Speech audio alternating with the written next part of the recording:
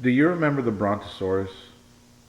A long-necked lizard reptilian dinosaur. Do you remember possibly when you first learned about such a dinosaur? Maybe when you were 3, 4 years old? They don't really teach you the name, they just show you the shape of the dinosaur, right? Maybe your parent will mention it to you if they know that it's a brontosaur. But um, do you remember the exact date that a teaching official told you what a brontosaurus was? That it was a herbivore and that its neck was long on purpose so that it evolved so that it could reach the tops of trees. That was its food source. That's why its neck was so long. Do you remember the date that you learned it? Maybe you need a image refresher of what a brontosaur is. Maybe you're not into dinosaurs. I hope I don't give too much away about myself in that regard. What it's just that when I was a wee little lad, I thought I wanted to be a paleontologist. That's one of the first uh, jobs that I wanted to be. But suffice it to say, I would imagine, unless you were in my vicinity when I learned about the brontosaurus, there's no way of knowing what exact date you learned about the brontosaurus.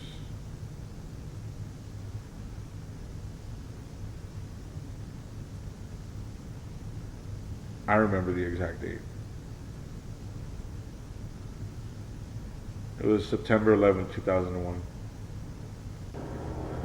The date is November 21st, 2025. This is your news tonight.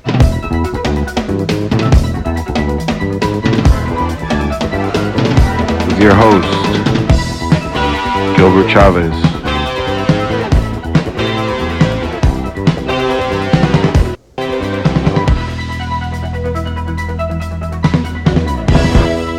There I was, right? There I was, um, super into Digimon, maybe. The Power Rangers for sure. It wasn't really, when you're a kid, you're sitting in school, you're not, the teacher's talking and you're trying to pay attention. Maybe that's just our generation, right? We're bombasted with commercials and sugar and stuff, and that kind of just made us uh, very stir crazy in the classroom. Well, I'm sitting there looking at a picture of a brontosaurus, right? Long necked lizard, dinosaur. And all of a sudden, there's a panic. Like one of the teachers maybe another teacher comes in our classroom and tells my teacher to flip on the TV.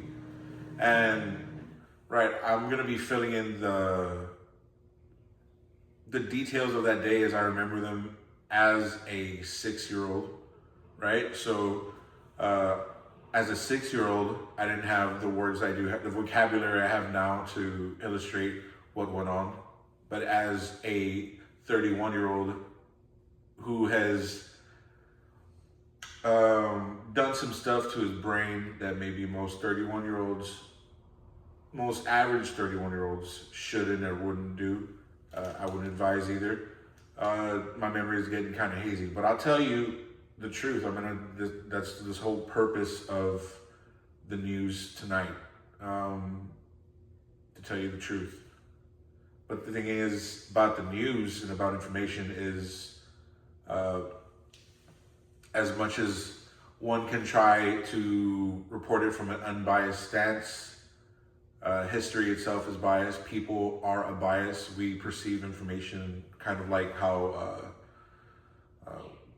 how light filters through a prism and breaks off into 7 different colors like the rainbow, right? So we get information or phenomena filtered through us, and we kind of just interpret it based on our own experiences, our own consciousness, right? So, long story short, turn the TV on, right? 9/11, long story short, they turned the TV on and the building is on fire and the teachers are freaking out.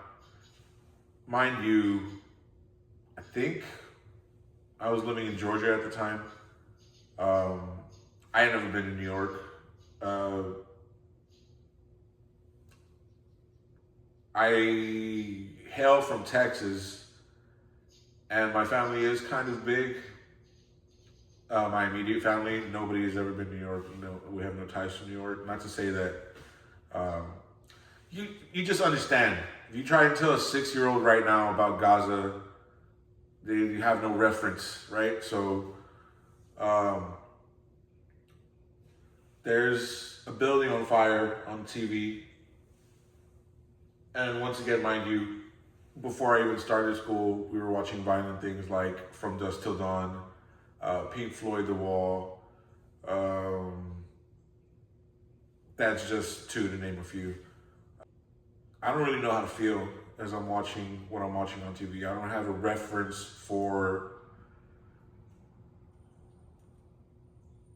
people wanting to take innocent life for a purpose.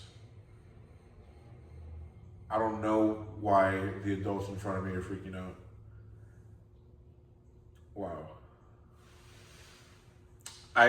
Wow.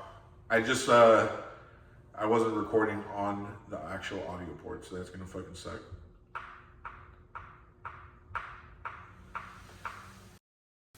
And so yeah, this is first episode of Blues. What are you gonna do, right? I was watching a video by a man in 1994 named Ken Beagleheisen, and he said this isn't a low budget production, this is a no budget production. This is literally, I mean, you got the cardboard box. I was waiting until I could buy a chair to sit in because I was going to sit on these fucking milk crates. And I'm sorry, I'm trying to make it like a classroom friendly video, classroom friendly series, right? I should slow the roll on the F-bomb there. Suffice it to say, 9/11.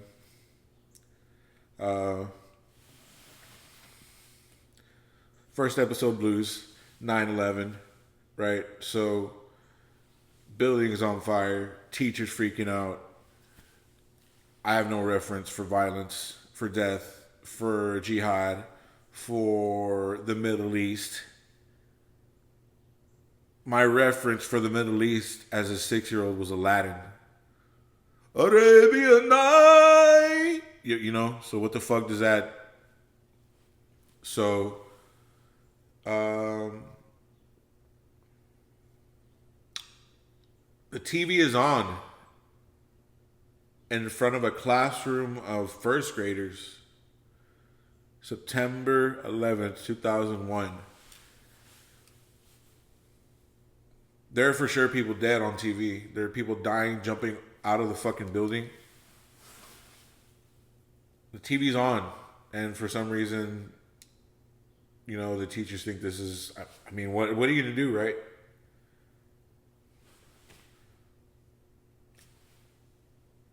The second plane hits. The teachers gasp and cry and shriek and me watching adults literally have this reaction to something that has never happened maybe in their lifetime.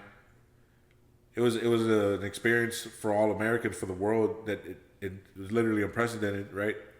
Or you could say that, but humankind has been enacting calamities upon itself for agendas, right, since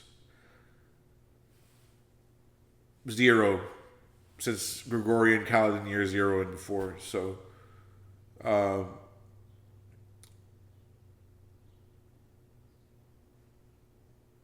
I force myself to start crying because I see that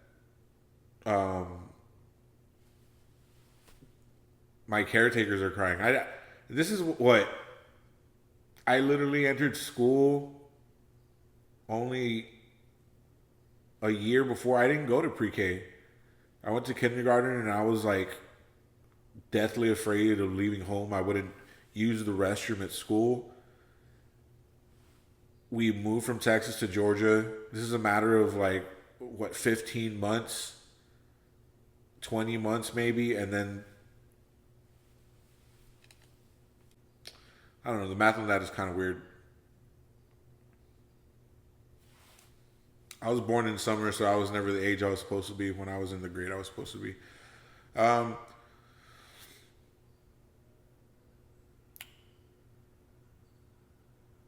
I'm crying.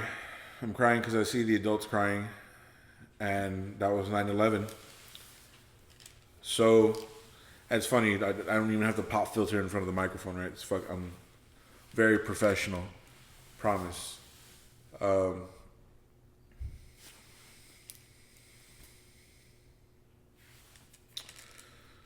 like a month or two later, the school wants to take us on a field trip to like a hockey rink, a hockey game. This is in Georgia. And my parents, they were still together at the time.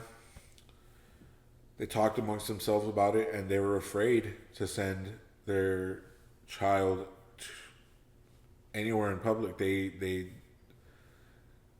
sat me down and they told me, because of what happened, and I had the reference, it happened in front of me. They told me because of what happened, they didn't feel safe sending me out there where something could happen and they wouldn't be there. So, as a kid, kind of just brush it off. I mean, you love field trips as a kid. You really want to go on these things. It's a chance to get out of school and not do school. I didn't think about that. I didn't think about it that much after that. Kind of just let it go. And whoever went on the field trip went, and I just stayed at school, and life went on. Life went on. And it was rough. It was pretty rough for me personally. I have siblings. We, like I said, my parents divorced. And it was one thing after the other. I'm pretty sure sob stories and hardships and obstacles and tribulations, they're a dime a dozen here in America. It's not... you could pick up a rock and find somebody who was disparaged or a victim or something like that. So, suffice it to say,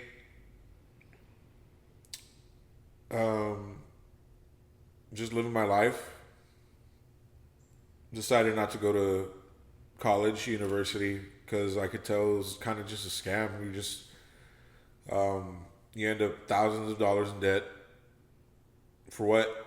To maybe find a job, and then to pay off that debt. I didn't really have the structure to make that happen. A lot of my friends, they had family homes they could stay in while they pursued like higher learning and achievements and stuff like that. I literally had to, I was living with my my mother's mother at the time, when I was 18, and her health was poor, and it would only decrease from there. She was on housing. I had to figure out what I was going to do about my situation, and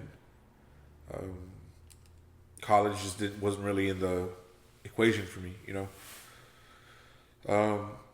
Fast forward, all these heartbreaks, hardships, ball busting, head breaking, running into walls, going at it blind. Later, I'm 31 years old, right? 2012 to 2025. 13 years. 13 years. I feel better than I did when I was 18. I probably look the same, if not just slightly worse. But I went through a lot and I learned a lot. Still, not being in classrooms, you learn a lot from life if you're open to it. So, um,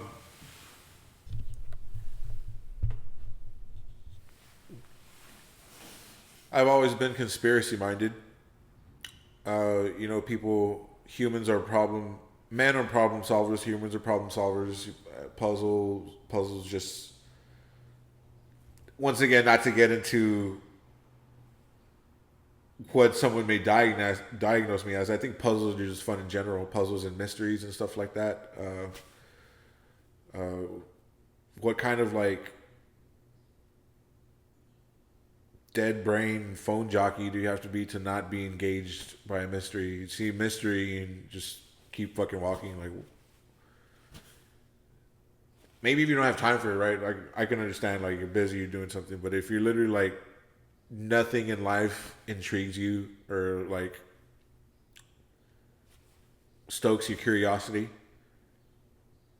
I've never been one of those types of people. So I've had my suspicions about 9/11. I've had my suspicions about a lot of shit that the government may have done or aspects of the government may have done or people posing as aspects of the government may have done. I've had um, you can't really do anything with that. You get ostracized from society. People don't like to talk about that because the end of it is kind of like a dog chasing its own tail. There's no guarantee that you're ever gonna even get the truth. Especially at this point in time in the era that we live in. You could tell someone the truth and they'll just shrug it off. But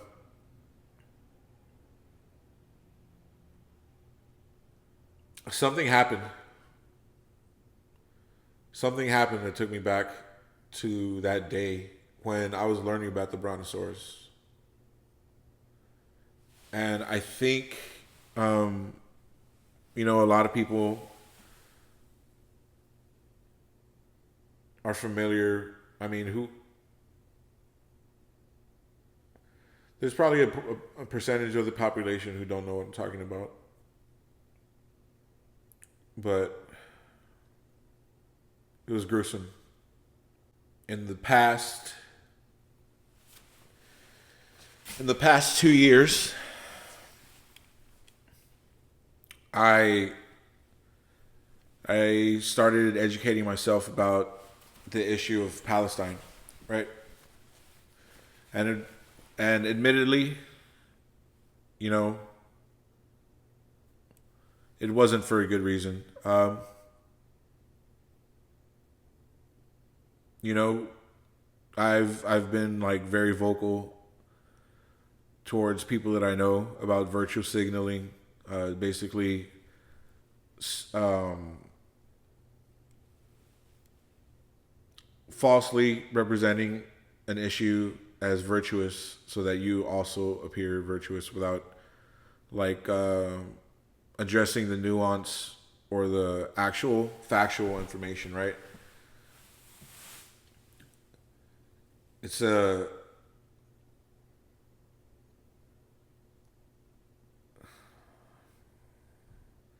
it's kind of like a cop out.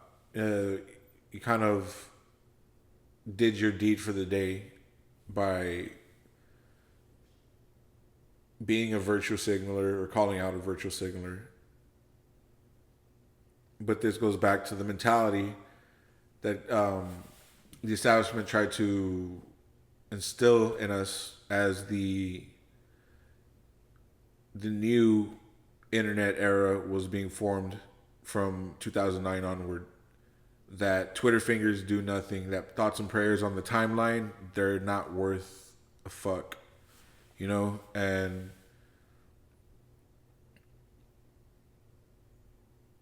basically,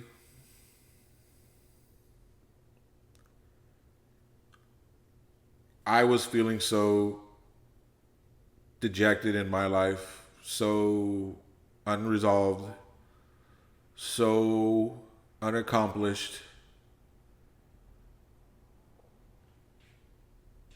that even though I know some people consider it dangerous to speak out against Israel, I began to, in the hopes that it would inspire other people to actually care about the things that matter, right? The things that are going on in our lives, the things that affect our lives, but also as a way of like, it's kind of like suicide by cop, you know. That's what this started off as, and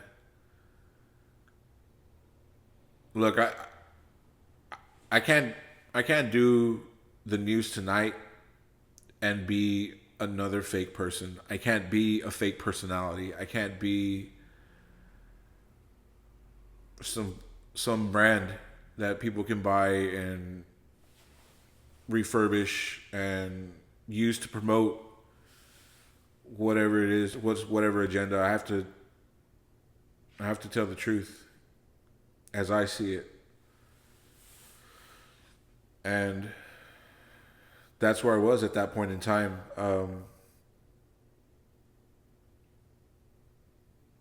If my life had no other purpose, then it was a purpose, even if it was a danger to my own life. It just didn't make this.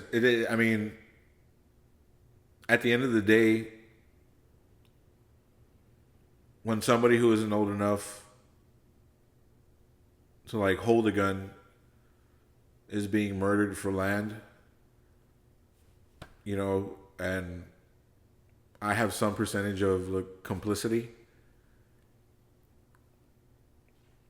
The turning point for me was seeing a soldier, U.S. soldier named Aaron Bushnell, set himself on fire in front of the Israeli consulate, and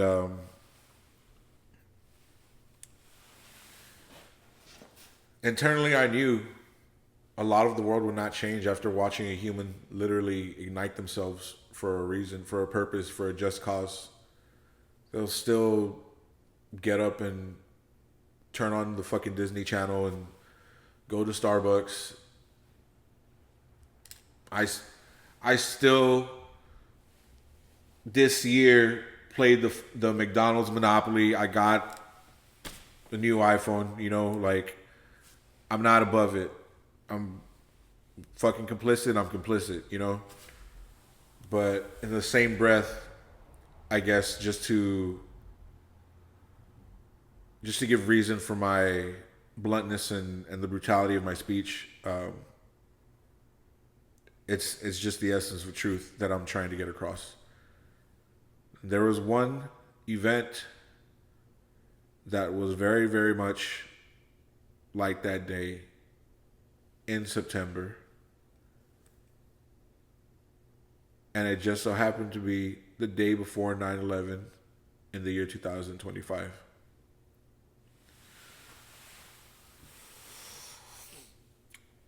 The assassination of Charlie Kirk.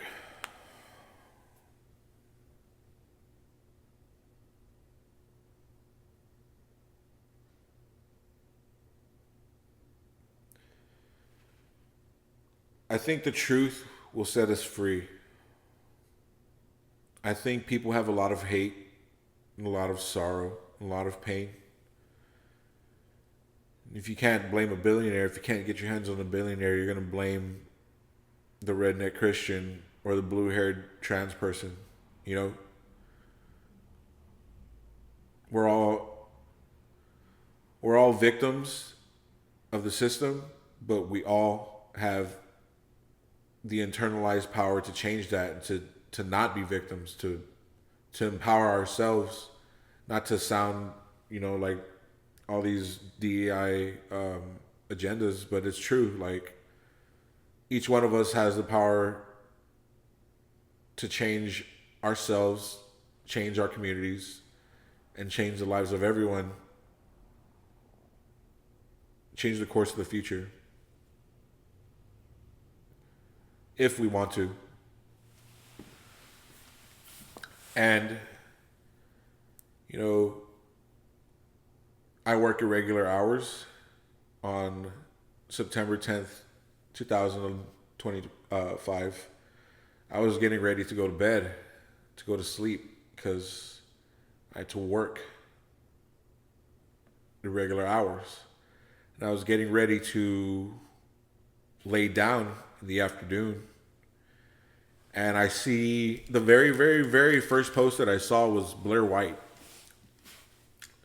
And I became a Blair White through her appearance on Kurt Metzger's podcast, the Derp with Kurt, something like that.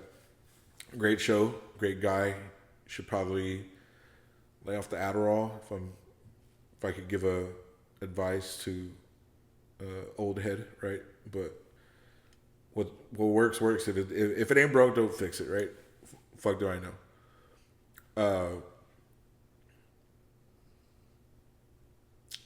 Blair White came on, yeah, right? And that's how I know about her.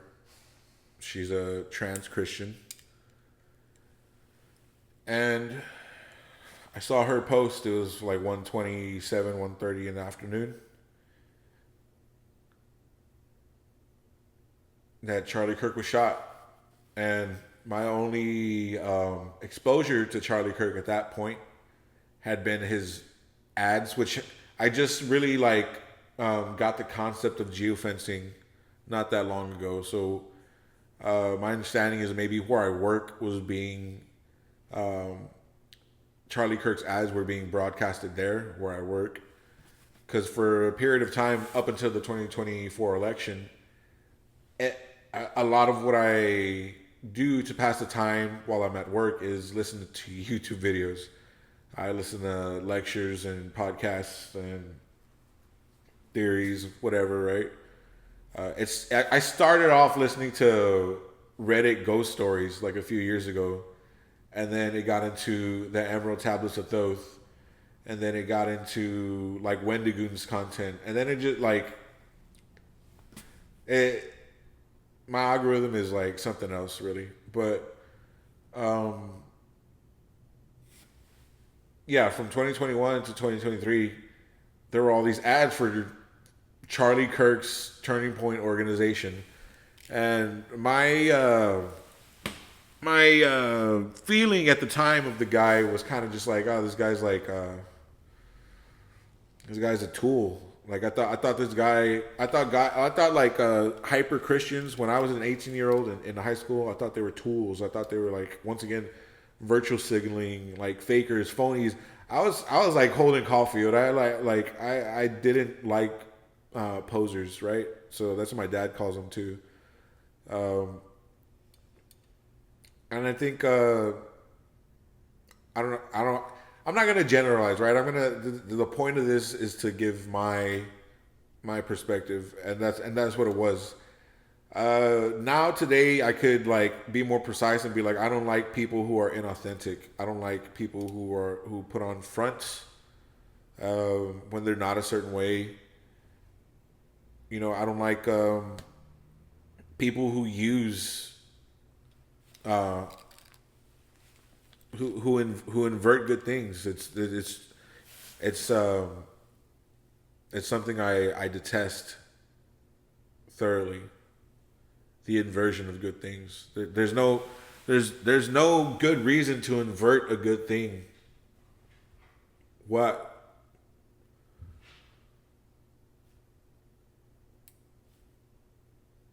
Instead of a happy marriage, why would you be married to somebody you argue with who hits you, who steals your money all the time? Like,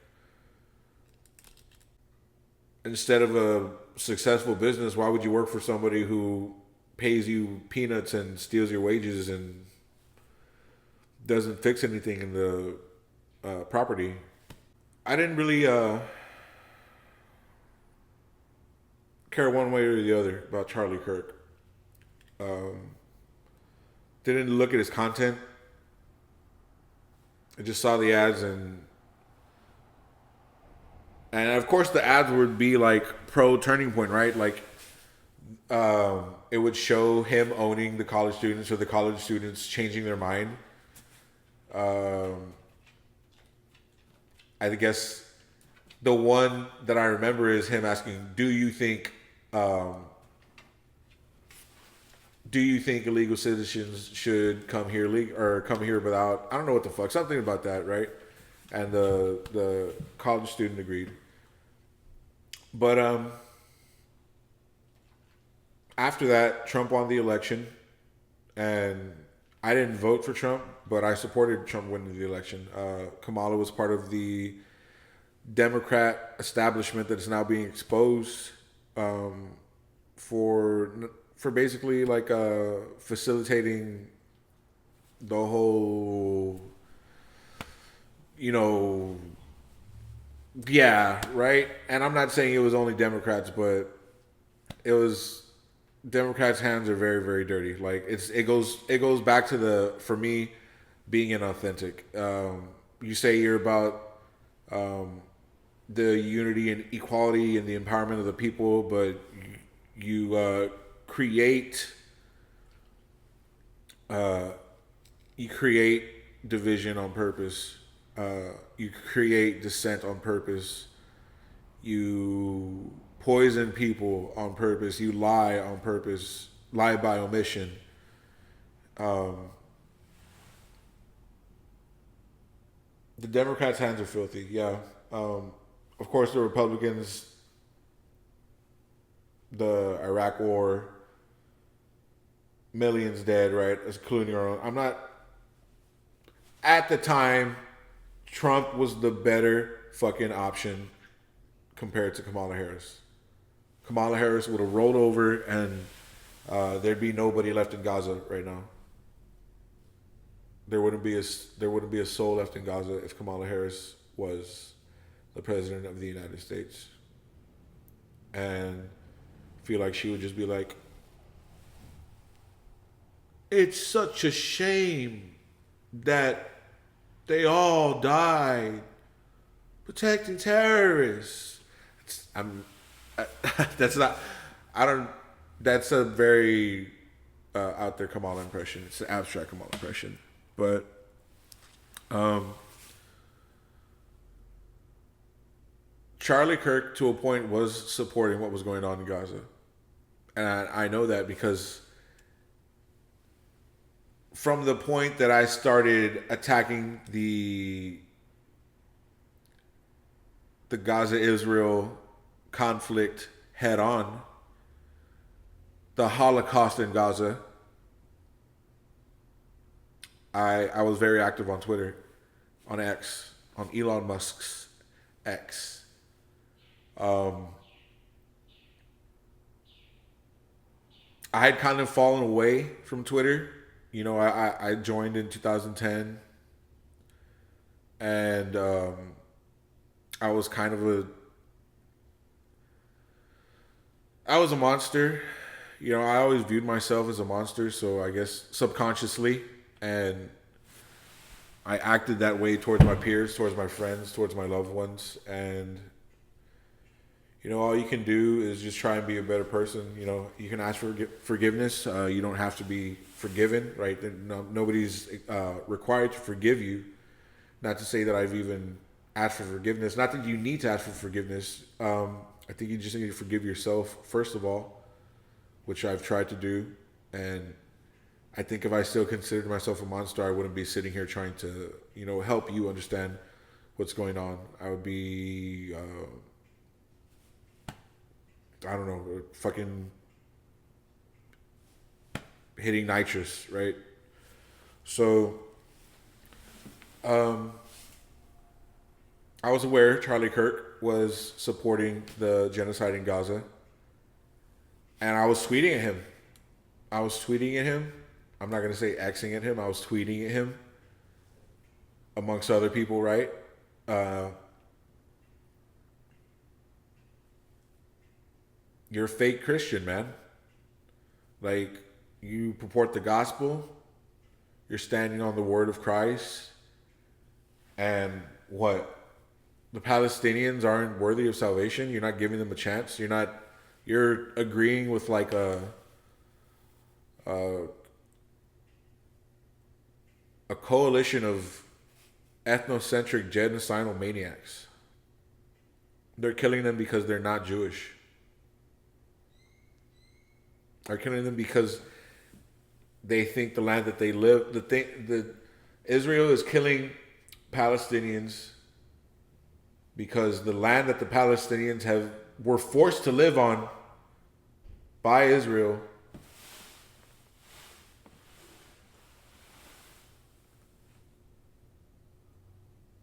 is not theirs. They were forced out of their land to live on land, and the land that they've been living on for 80 years is also not theirs. So they're terrorists, and they got to die. And we got to pay for it. I just spent 5 days working, and a portion of that goes to the government to go to a bomb that's going to tear apart the body of a woman, a child, an elderly person. And I made it known to Charlie Kirk that that's not kosher, as my mother would say. So, I have no pull. I'm nobody. I'm a SoundCloud rapper, a failed SoundCloud rapper, with an ego problem, with fucking emotional problems, and a big head. And the thing is, I've tried to, in this day and age, approach information and the truth, like I said, from a position that is completely absent of self.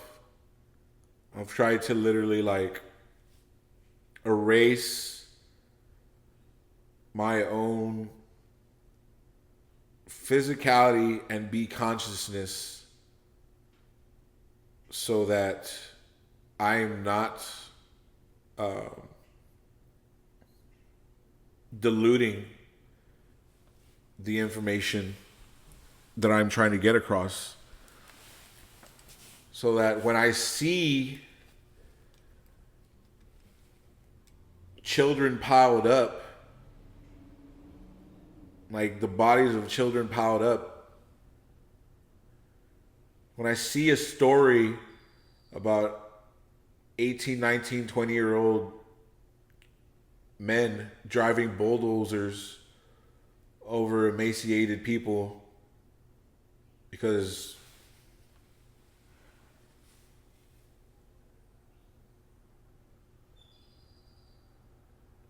I'm trying to elicit the most genuine reaction that a being could from myself, without a self. It's crazy. I'm not saying I'm not crazy, right? I'm not crazy, but I'm not saying I'm not crazy. So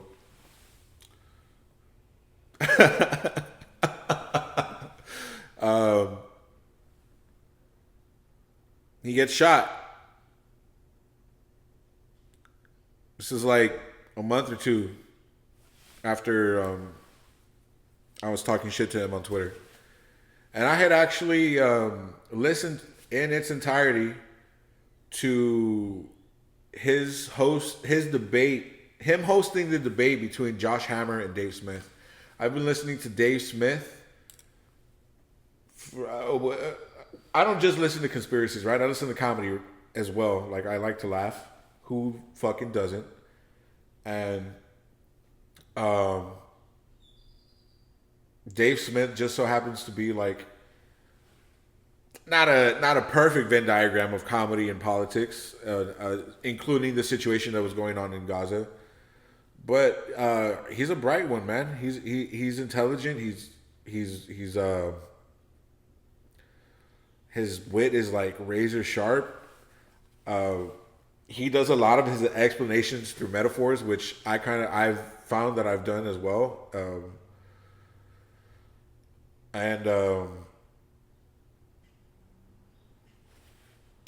Yeah, I'm not gonna Because I always want to balance it out by saying, well, he's not that funny. He's funny, right? He's funny. He's fucking successful. And he was on the Turning Point stage in July 2025 debating Josh Hammer, who I have no fucking clue who Josh Hammer was, but the debate was about Israel. It was about America's support for Israel, what Israel's doing right now. And whether or not we should be funding their wars, whether or not we should be funding the death of innocents anymore. And Dave Smith, measured argument. He knows his facts. He knows the facts. He knows the conflict. He knows the peoples. He hasn't been there. He's never been there. Nor have I, for that matter. But he was winning the debate because Josh Hammer kind of came out and was like, oh, this guy doesn't like Trump. Boo this man. And it's like, well, we're not talking about Trump. We're talking about Israel. We're talking about people not being able to afford an education or a house because we're funding fucking wars that don't benefit us. And so Dave Smith destroyed Josh Hammer. He fucking annihilated Josh Hammer. He made mincemeat out of Josh Hammer. Josh Hammer didn't have a single argument. He didn't have a single highlight. He wasn't even wearing this fucking yarmulke.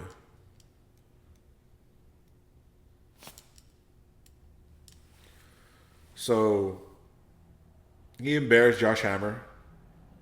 And Charlie Kirk handed Israel and Josh Hammer that defeat. By claim of Candace Owens, it's because they asked Charlie Kirk to stop talking to Candace Owens. And I was listening to Candace Owens too. I've been listening to Candace Owens since the end of last year, around the election, when she was exposing Kamala for being a black, white, Indian, Hispanic, child of the world, right? Is that a better Kamala? No. So yeah, I got into Candace Owens. I'm telling you, I wasn't paying attention to politics like that from the year. I was telling you about my history on Twitter, right? And I got sidetracked. Basically, I was a monster on Twitter. I deactivated my Twitter. I started becoming a rapper, and I made a new Twitter. And that one was actually decommissioned by... I got emails saying that I infringed on copyrights when I hadn't even posted any copyrighted material. And you could look back on that account. You can't look back on that account anymore, but it was nonsensical.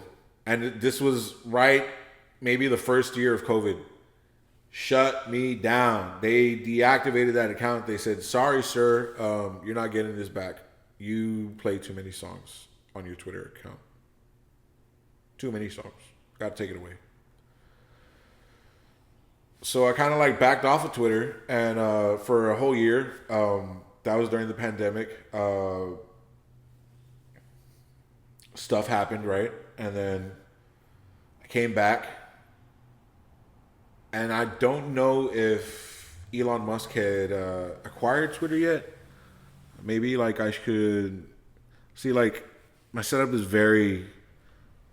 You see it. You see it. I'm not trying to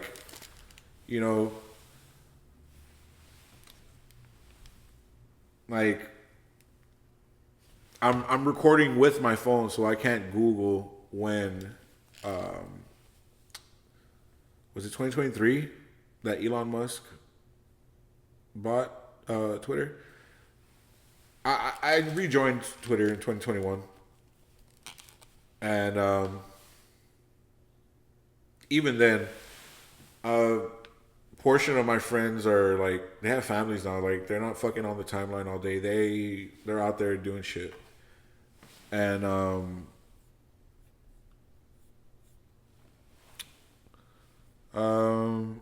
I also was like in the midst of trying to just come back from a fall off, I guess, starting in 2021. So yeah, I had Twitter, but I mean, I wasn't on it like how I was when I was like a 19-year-old, you know. I kind of fell away from it. So I guess it was 2022, right? A year later, he bought X. And then the Twitter files came out about how people were being censored, like both on Facebook and Twitter, for talking about the pandemic. And I really can't remember specifically anything that I said about the pandemic. The account's gone. Like, there's no. I thought at the time maybe of downloading a zip of all the tweets, but I hate feeling self-important. I hate, like, I'm a narcissist who hates himself, you know? So, like, I try and, like, dilute that shit as much as possible. And,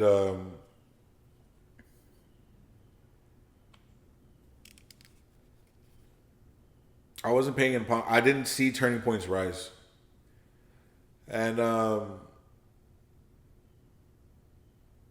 listening to Candace. Charlie dies. Candace was on the verge of exposing Emmanuel Macron, Brigitte Macron, their weird incestuous relationship and the reasoning behind it, which that would be bad for a lot of people. A lot of people. A lot of important people. A lot of people who think they're important. A lot of people with a lot of money don't want you to know the nature of Brigitte Macron and Emmanuel Macron's relationship. Charlie Kirk was shot right at the apex of Candace's investigation towards this. And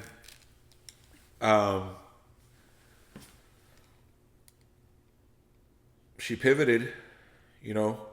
It was a surprise to me. Like I said, I didn't know anything about Charlie Kirk. I see him murdered. Everybody saw him murdered, and that brought to mind later on 9/11. How could it not? It was the next day. It was the next day, and having so thoroughly thrown myself into the Israel-Gaza situation. And like I said, I have a small following, like 200 followers. 170 of those followers are probably bots. And I'm one of those people who tweets into the void. You know, like, I'm gonna tweet because that's how I feel or whatever, right? Like, and when it comes to this Gaza shit, especially like under the current administration, people check their phones. People are attached to their phones. Like, Kash Patel was tweeting about Charlie Kirk's death while he was eating spaghetti. Like,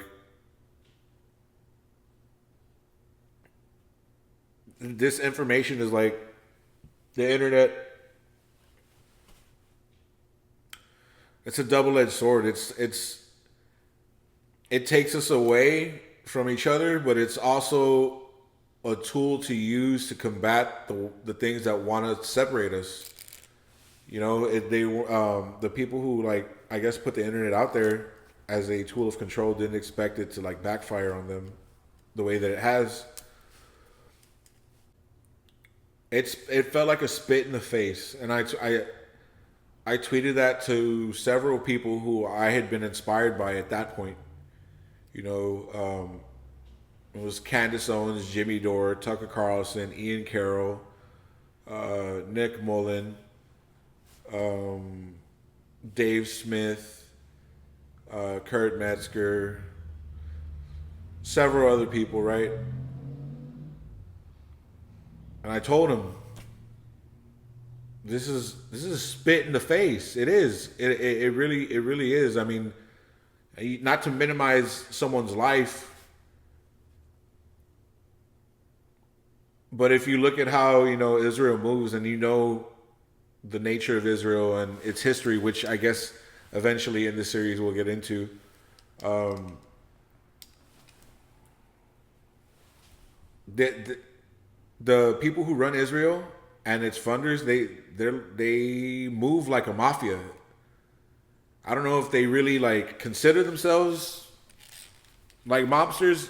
The way that Netanyahu looks at the camera every time he says something dastardly, you would think he thinks the fucking Godfather music is playing like right behind him, like off screen. This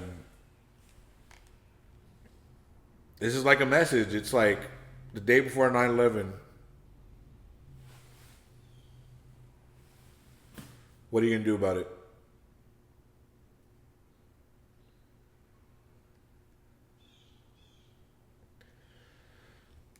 And I guess before we go, I can just, dilute the conspiracy aspect of all of this using pattern recognition, which that's our main thing, right? As humans, pattern recognition. Science, not scientism, which people are living and dying by, right? Science, as it was once known, it's observation of phenomena, recording a pattern, testing that pattern, and then,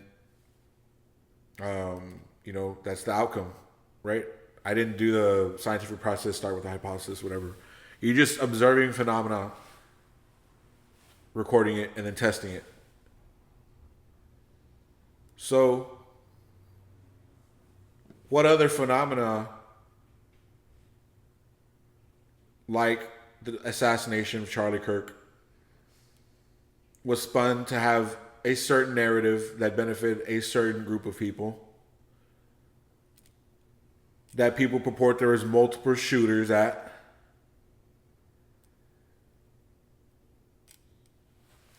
that the assassinated had powerful enemies,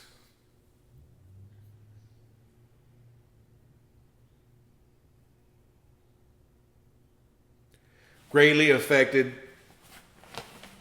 for better or for worse, the American public,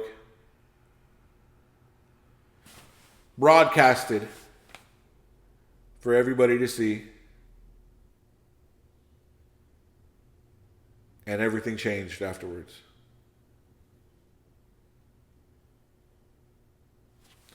Now, if I came in here talking about conspiracies, that I know a thing or two about JFK, right? The accepted theory is that it was one guy, Lee Harvey Oswald, sniper rifle, bolt action. He shot it 3 times, missed the first. The second hit, I don't know if one of the drivers or hit Kennedy right here. And the third blasted through Kennedy and also hit the passenger, right?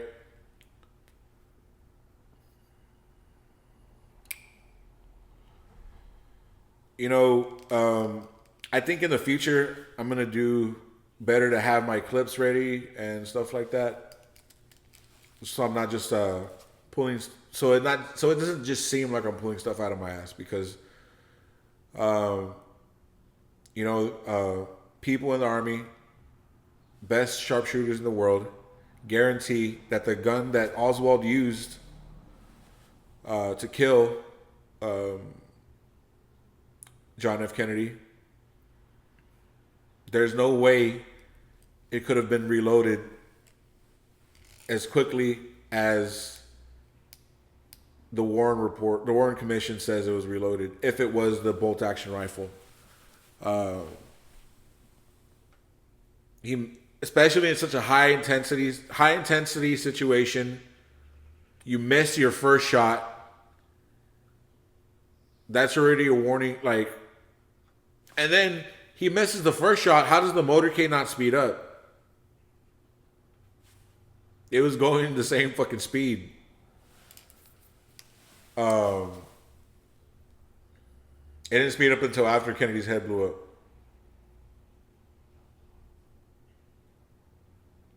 Multiple shooters, right?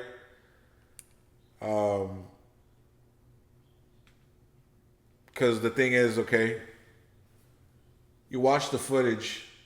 That first shot misses, apparently. Nobody hears it. I don't fucking know. Then you see Kennedy go like this. He's like, oh, something got me.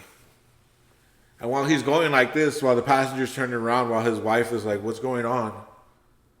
The third shot comes. There's not even...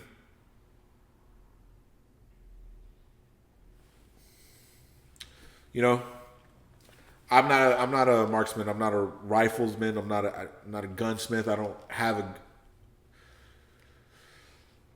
you know, so I don't spend my time on the range basically, and there's no way. If you look at the diagram of the magic bullet, which I don't really even know how to insert that into the equation of what I just told you, one bullet passed through Kennedy's head, and I guess instead of like going straight how bullets go, Oswald was trained by the assassins from that movie Wanted so that it would go through his head and like go through the passenger's body, exit through his nipple, and come out like boom into his arm, into his leg. You know, like, I guess if like you turn the right way, it could come out your, you know, body, boom, boom, boom. But like the transition from Kennedy's head, right, which looks like the bullet was going that way,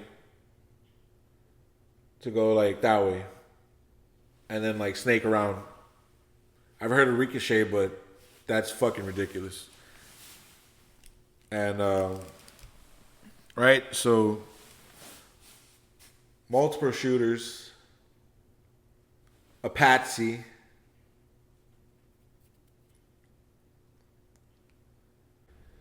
a false narrative, physics that don't make sense. And then if you want to group in Charlie Kirk, JFK, the Donald Trump assassination attempt in Butler, Pennsylvania, where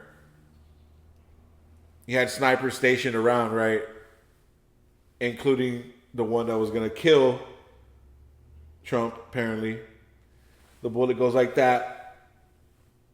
If I'm Trump, right, and the bullet passes like this behind me, are you telling me that like a Secret Service officer shot this way at Trump and killed somebody fucking behind him? That firefighter died. Right, like, why would, if he shot from that direction, why the fuck, how could the bullet curve around into the crowd? We can't ask him. Patsy's dead. What does that sound like? Patsy's dead.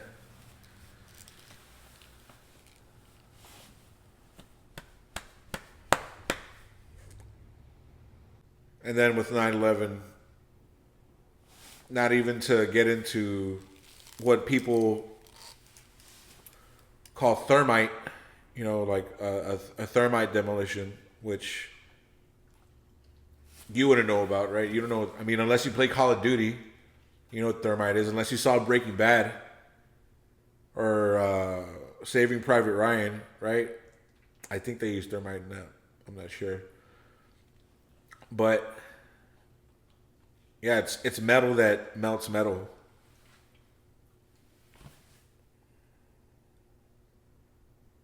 because the line was always that like jet fuel can't melt steel beams, right?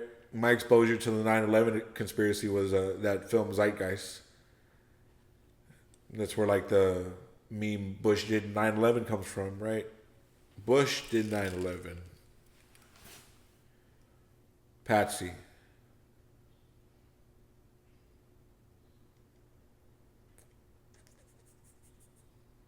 Let's not even mention Tower 7, right? Which the official explanation for Tower 7, I mean, you know about Tower 7, right? The official explanation of Tower 7, which was like across a block over, a, a block over. So like, there's an apartment building, and then behind that, the fire jumped over a block, and the foundation fucking just gave, and yeah, that. Bye bye, Tower 7.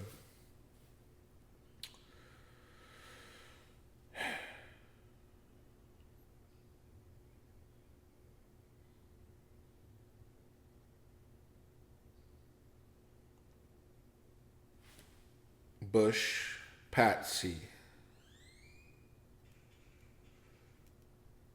Crooks, Patsy. Oswald, Patsy.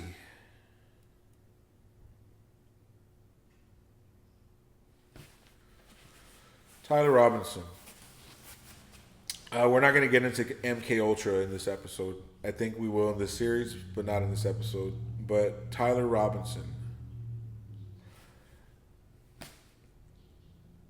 I listened to a YouTube video that talked about the Discord chats.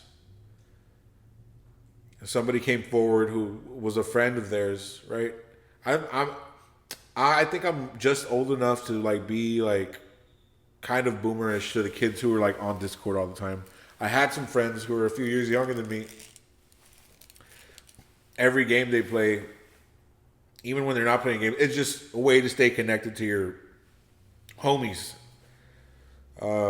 But I guess I'm just antisocial, or I've outgrown that type of behavior or mentality, or I'm just a fucking weirdo, right? And like I couldn't take to Discord or whatever. But I see like these people I worked with a few years ago, like they just like stay like so list and like different people. You've been in a fucking group chat, like just people add to it over the years. And there's one of these people who was in the group chat with Tyler Robinson and his quote unquote furry lover Lance Twig, gave the testimony. Like it wasn't just Discord. They would go hang out together, like at the house, and that Lance was an unstable individual. And Tyler was the reasonable one. He had a 4 something fucking GPA. He was, I think, a Mormon or something like that.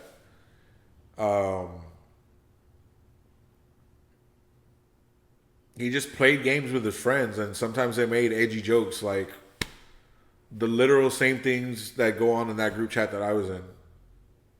And I think in that situation, I'm the Lance Twigs. I'm the super, super crazy one. Well, apparently Lance Twigs was doing like THCA vapes.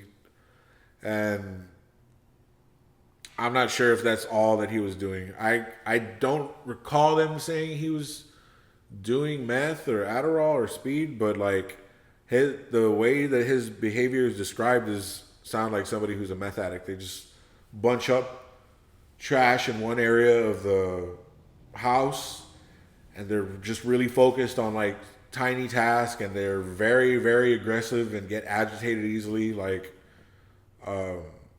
this was Tyler's lover,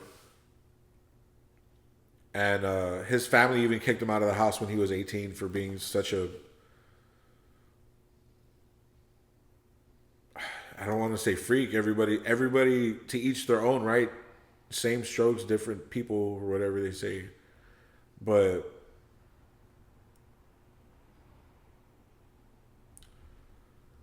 I guess some people just don't know when they're being like inhabited or taken for a ride, you know? And emotions themselves can be super, super like, you can be controlled by your emotions. That's why crime of passions happen, you know, crimes of passion. But suffice it to say, Tyler Robinson had no motives to kill Charlie Kirk. Tyler Robinson didn't even go to the university where Charlie Kirk was killed.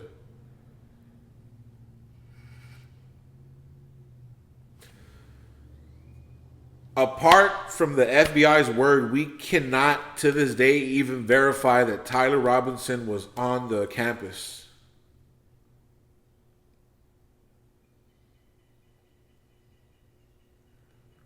What we have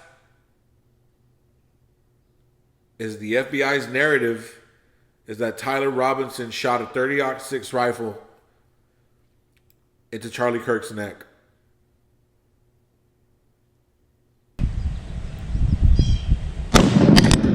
And his neck was so strong and healthy that it stopped the bullet and didn't go through. Candace Owens on her show showed footage from behind Charlie Kirk, and no bullet went through. No blood came out. I will for 100% sure. Like I said, I'm not at the range. I've never even held a sniper rifle, I don't think. But out of curiosity, I did YouTube what a .30-06 can do. And it should have JFK'd him. It really should have JFK'd him, and it didn't. Narrative, Patsy.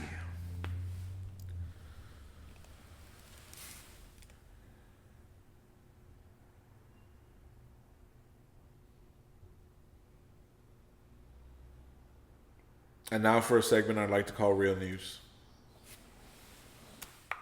It's all been a big hoax. It's perpetrated by the Democrats and some stupid Republicans and foolish Republicans. I call it the Epstein hoax. It takes a lot of time and effort. Instead of talking about the great achievements we've had. Expresses his support of releasing classified files on UFOs, the JFK assassination, and the Jeffrey Epstein case. You know, they do that for danger, too, because, you know, it endangers certain people, et cetera, et cetera. During my administration, as you know, I released a lot of them, but then a lot of people started coming in, people that I respected, people that worked for the administration asked me not to release the rest. And I respected that. They gave me certain reasons, but I respected that. And I did say, I must tell you, I said that probably wish I did release the whole thing because I have no idea what's in there. Are you still talking about Jeffrey Epstein? This guy's been talked about for years. You're asking, we have Texas, we have this, we have all of the things. And are people still talking about this guy, this creep? That is unbelievable. Wait for Congress to release the Epstein files. Why not just do it now? You know, it's not the question that I mind, it's your attitude. I think you are a terrible reporter. It's the way you ask these questions. You start off with a man who's highly respected, asking him a horrible, insubordinate, and just a terrible question. And you could even ask that same exact question nicely. You're all psyched up. Somebody psychs you over at ABC. They're going to psych it. You're a terrible person and a terrible reporter. Sir, yeah, Jennifer, there's nothing incriminating in the files, Quiet. So why am I doing this series? Why did I start this show? The news tonight. There's two reasons. I started with two reasons. I guess the mission statement would be to unify this current generation and future generations of America.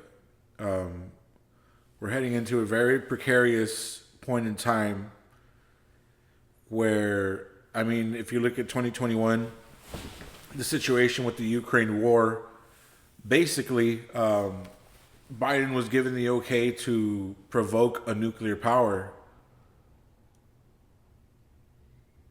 whatever the consequence may come. These elites, they have fail-safe after fail-safe after fail-safe. They have bunkers hundreds, if not thousands of feet underground with amenities to last them who knows how long, while we are scorched by radioactive fire on the surface. They don't care, you know, and all this division, no kings, MAGA. You know, at one point it seemed like the right thing, but it has always been a deception. It has always been a deception. Divide and conquer is the elite's plan. It's that simple. I mean, there's a lot of very disturbing nuances that we'll get into, I guess, eventually, but it's divide and conquer. And that's the mission statement. That's reason one. And the selfish reason, I guess, is to promote the book that I'm writing pertaining to COVID. I mean, I've already put the title out there, but I guess just as motivation for myself, I won't reveal the title just yet until I'm finished editing and it's ready to go, you know. But that's a selfish reason, you know. But I mean, I just can't stand to see intelligent people look down on their community, on their brethren, over bullshit, you know. When Trump won the election, you had people getting on camera saying, well, people who don't have a college degree shouldn't vote. That it was an intelligence matter. What if I got on here and said that women shouldn't vote? We should revoke that. It's an intelligence matter. It's fucking nonsensical. And I can't stand the division. I can't let it go any further than it's already gone, where people are getting militant, you know. It's getting there. It's getting there. And like I said, divide and conquer, we have to stop it. We have to come together now so we could focus on our true adversaries. And hopefully we can get to the point together where we forgive each other. Maybe that's like maybe that's the pipe dream.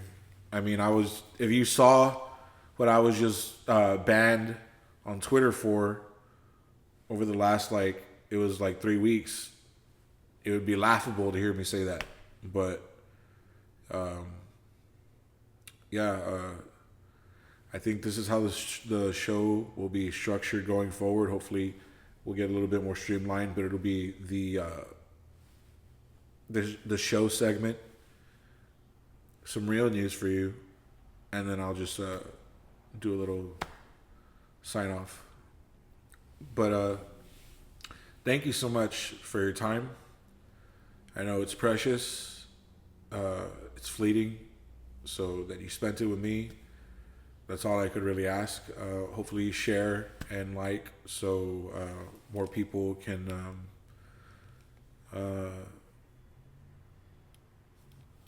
become aware, and we can come together and make a stand. I'm Gilbert Chavez, and this has been The News Tonight.